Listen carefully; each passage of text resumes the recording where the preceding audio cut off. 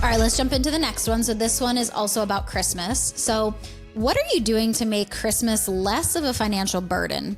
So it's too late for this year, but this is my first year buying my own gifts for everyone. I have a big family, remarried parents, and 8 siblings.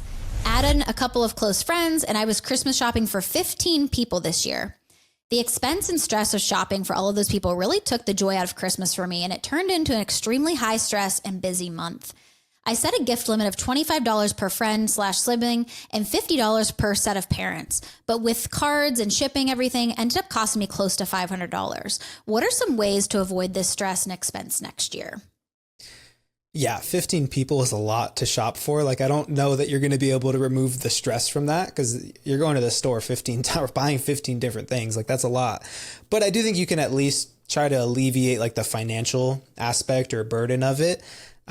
Like this person said, if you didn't plan ahead this year, like that $500 is probably going to be a bit of a shock to your finances, especially for like most Americans who can't come up with like $1,000 on the spot. Like $500 is a pretty substantial amount. But I do think for next year, you just got to plan ahead for it. And obviously easier said than done, but breaking this up over the course of 12 months, it makes it a lot more feasible. Like even if you didn't plan to spend $500 broken up over 12 months is a reasonable amount to save so that come next holiday season, you actually have the money to spend it. It's not like a burden on your finances. Yeah, absolutely. I had a client one time who really valued Christmas. She really wanted to be able to like spend for people. That's what she really liked to do. And she was very stressed about it because we started working together. It was close to Christmas, so she was not ready. But what we did for the next year was we did what you said. We took like what she would normally spend, and we took it and divided it by 12 months. So by the time she got to, November, December of the following year, she had that money already there. And to our surprise, like she went ahead and did it. And then she was like, I can't believe like the lack of stress that I had around that season because I was already prepared. I didn't have to be like, oh, how am I going to pay for this now?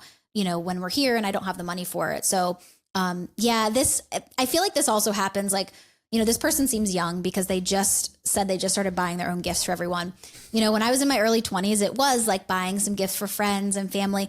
And then it sort of transitions, like your friends end up getting married and having their own families. And so you guys just stop doing that. Or you have a conversation like, hey, we're not going to do gifts for each other. Let's just go to lunch or something. That was my best thing to do with like some of my close friends was just like, get together. Let's not buy gifts. We don't need any more small little trinkets or candles. Right. Yeah. So I think that's where they can set some boundaries with like friends.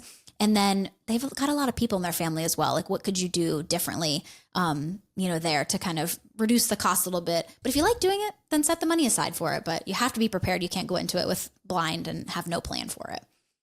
Yeah. And, like I said, gift giving is not like a big part of like my finances. But like I've talked about in a past episode, like we are very big on having a general sinking fund. We contribute to that monthly. And then if we need to spend money on a given month on something random that wasn't included in the budget, just kind of came up, we have that money set aside. But I did mention it that my mom is like a pro at doing this and I haven't started doing it, but literally anytime there's a sale or whatever, my mom will go pick up my grandma. They'll go to like Ross or whatever it is. And they'll just start buying gifts here and there all throughout the year. That way, by the end of the year, or come holiday season, they have like 80% of their shopping done. That could be one way you can at least alleviate some of the stress. Like if you're going to commit to buying gifts for 15 people, don't wait until December because you're probably going to pay premium prices and it's going to be a lot more stress. Like start planning a few months in advance to go out and start shopping for these things. Because 15 people, that would just stress me out. Yeah, I'm with you. I'm not a big gift giver and it's just not something that, like even our families are not big gift givers, which is good. I mean, I know some families are, but we'll either do something small or just like, I don't really give gifts during the holidays because I feel like I give my time and give little things here and there if I have to during the year. So that's how I really handle it.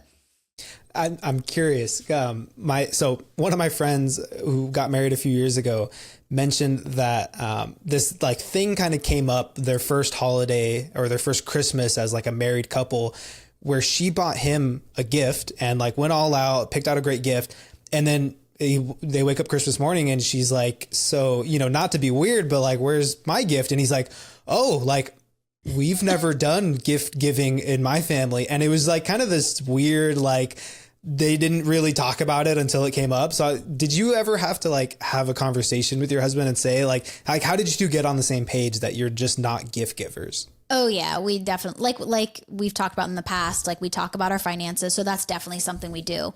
Like we will actively have a conversation. Hey, do you want to give gifts this year? I'm guessing this year we will, because actually since we moved, we are staying for Christmas for the first time in like 8 years. We're staying home. So I think it'd be cool. It would be cool to like buy a gift and open it on Christmas morning. We won't go crazy or anything. Like one thing that we, maybe really want or something fun.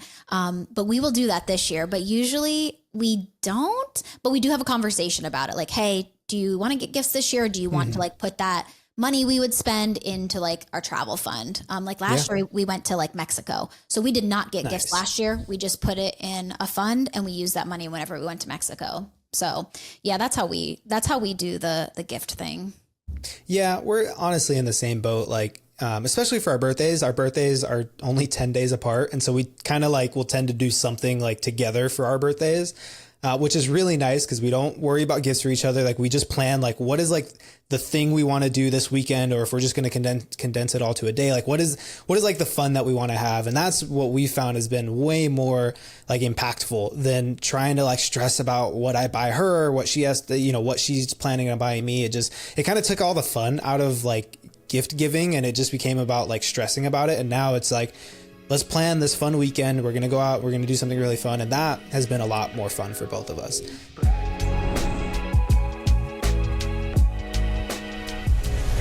The information, opinions, and recommendations provided on this podcast are for entertainment purposes only and do not constitute professional financial advice. Any financial decisions you make based on the content of this podcast are your responsibility. We strongly recommend consulting with a licensed financial advisor or other qualified professional before making any significant financial decisions. By listening to this podcast, you acknowledge that we are not liable for any financial outcomes.